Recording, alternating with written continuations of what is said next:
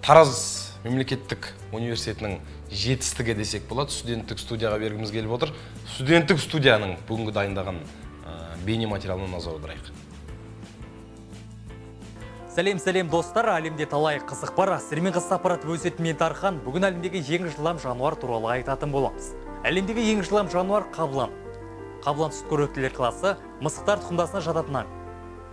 Ол Оңтүстік Африка, Орта Азия, Үндістанда таралған. Қазақстанда 18 ғасырдың аяғы мен 19 ғасырдың басында Каспий арал маң аймақтарында өмір сүрген.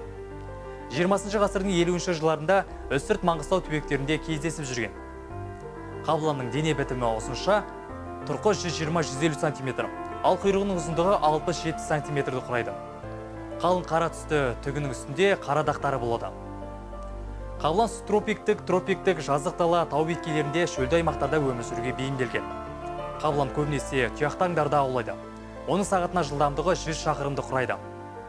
Қабыланның жоғары жылдамдықпен жасаған қадамы жылқыныкпен бірдей, яғни 7 метр. Қабыланның терісі өте бағалы. Қабылан қолға тез үйренеді, сондықтан оны көбінесе хайуанаттар бағында кездесіп жатамыз.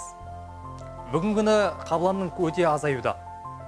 Сондықтан да оны Қазақстанның қызыл кітабына енгізді. Бүгінге келіп түскен қызықты ақпараттарымыз осы, бізді әрдайым көріп жүріңіздер.